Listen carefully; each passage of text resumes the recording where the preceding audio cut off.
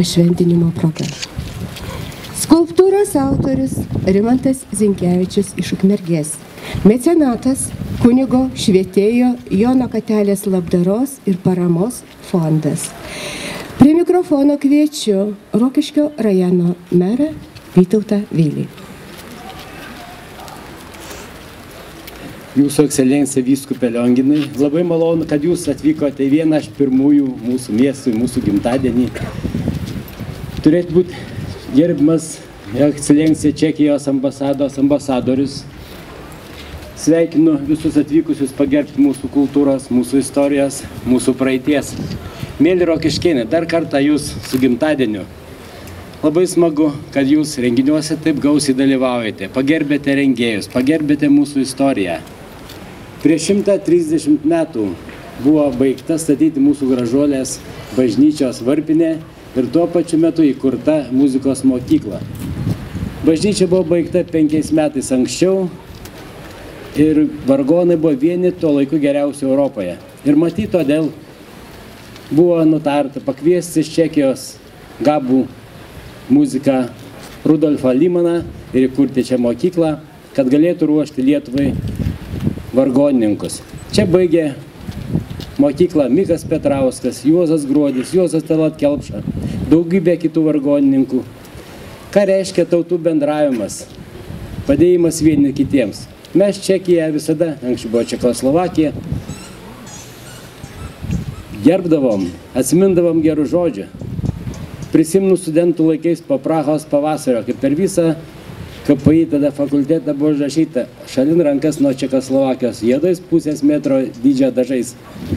Visą laiką ar sportinės varžybos vyktų, visada mes čekus, jeigu jie aišku nežaidžia su Lietuva, visada sergam už juos. Taigi, gerbiam juos už tai, už gerus produktus, gerą kokybę, už gerą kultūrą. Norėčiau, šiandien daug jaunimo, norėčiau, kad ir mūsų jaunimas, dabar tokie laikai važiuoja po pasaulį, kad matydami lietuvį galėtų pasakyti, va, jie iš Lietuvos, kokie šaunų žmonės. O jeigu pasakyti, mes iš Rokiškio šaunuoliai, bus mums visai smagu. Rajono savivaldybės kultūros, turizmo ir ryšių su užsienio šalimis skyriaus vedėja Petra Blaževičių.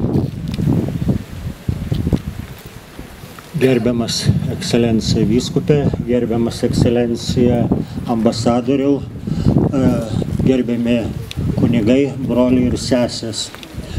Taip dažnai nutinka gyvenime, kad kai kurias skolas mes grąžiname pavėluotai. Ir aš manau, kad pavėluotai mes grąžiname skolą ir žymiam muzikui Rudolfui Lymanui, kuris ne tik išugdė mero paminėtų žinomus mūsų muzikos klasikus. Jis šitame pastate, tuomet vienaukščiame, išmokė apie 200 vargonininkų. Jis parašė nemažai muzikos kūrinių. Jis paliko tikrai labai ryškų pėdsaką Lietuvos, ne tik Rokiškio muzikinėme gyvenime. Amžinatilsi buvusiam Rokiškio dekanui Talačkai, kuris surado žinomo muziko kapą, pastatė paminklą. Tik daug vėliau tas paminklas, aplinka kapo buvo sutvarkyta. Visai neseniai, kaip nebūtų keista, tik keletas metų atgal buvo suteiktas Rudolfo Lymano vardas mūsų Rokiškio muzikos mokyklai. Nuo šiandien dar vienas įamžinimas. Pats Rudolfas Lymanas atsistoja prieš jūs šalia tos mokyklos, kurioje mokytojavo ir kurį laiką gyveno. Ūgio, stambokas, garbanotais plaukais, tamsus, su ūsais. Aš manau, ne tik išorinis, bet ir vidinis panašumas žiūrint į šitą skulptūrą ateina visiems, kas yra nors kiek susipažinęs su žinoma muziko biografija. 1982 metai, kai mes praktiškai beveik nieko nežinom apie tą laikotarpį, ką veikia, išskyrus tai, kad jis kažkuriuo metu studijavo Prahos konservatorijai. Norėčiau palinkėti, kad šita skola būtų grąžinta iki galo ir su kaupu. To linkiu rokiškėnams, to linkiu ir visai Lietuvai. Prieš keletą metų prie muzikos mokyklos mes atidengėme paminklinę lentą ir ta mokykla yra pavadinta muzikanto vardu. A dnes odhalujeme tady tu velice pěknou plastiku, která stojí za mnou a která tak hezky v sobě spojuje tradici litevského sochařství do dřeva s hudební tradicí spojenou se jménem Rudolfa Lehmana. Ir šiandien atidengėme paminklą, kuris taip gražiai supina tradicinę lietuvišką medinę architektūrą su čekų muziko Rudolfo Lehmano atminimu. Žinot, šiaip tai aš kalbėti nelabai mėgstu, nes mano kalba būtų geriausiai, tai yra mano drožyba ir mano darbas, viską jau pasako. O šiaip tai galėčiau gal tik tai prie viso šito pasakyti keletą žodžių, kaip čia mums sekėsi tą visą daryti. Reikalą ir noriu pasikviesti dar prie savęs, kad pabūtų čia kartu su manim mano brolis, su kuriuo mes darėme šią skulptūrą. Stasy, tiek čia. Čia yra toks dalykas, kad aš esu šito projekto sumanytojas, o brolis yra dalies darbų atlikėjas. Visų šitų techninių darbų atlikėjas yra mano brolis, o aš darau skulptūras. Tai vat mes abudu šitą darbą ir darėme. Na, kas buvo tokio įdomaus ir svarbaus šiame darbe, tai tas, kad vis tik tai ne kiekvieną dieną tenka daryti skulptūras konkrečiam personažui, konkrečiam žmogui.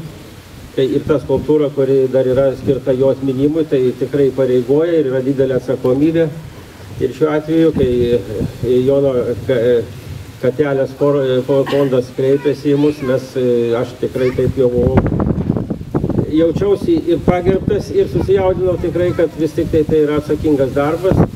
Tuo labiau, kad ta skulptūra buvo numatyta, kaip ir dabar yra padaryta, stovės šventorijoje, tokioje atsakingoje ir garbingoje vietoje.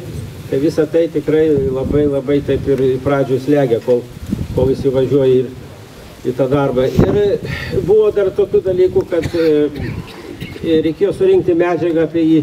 Vis tik, kai darai, reikia žinoti, ką darai. Tai teko padraugauti su Rokiškio krašto muziejumi, kuris padėjo mums čia surinkti medžiagą, paderinti tekstą, datas, metus, viską patikslinti.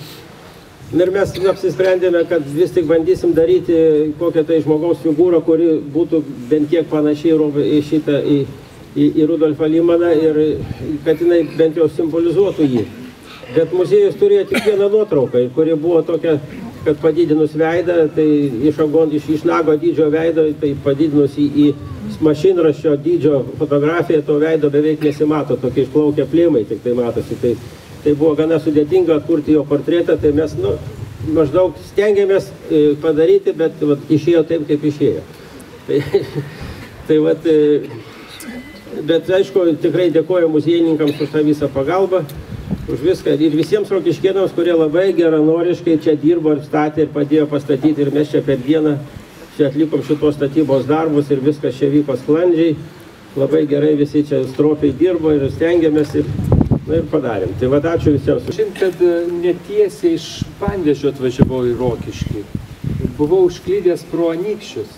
Ir ten taip pat Šventas Matas ir taip pat paminklo šventinimas. Šventoriui pastatytas paminklas 1863 metų sukilimo dalyviams, aukoms atminti. Ir štai čia vėl Rokiškyje švenčiam Šventą Matą ir taip pat šventinam paminklą.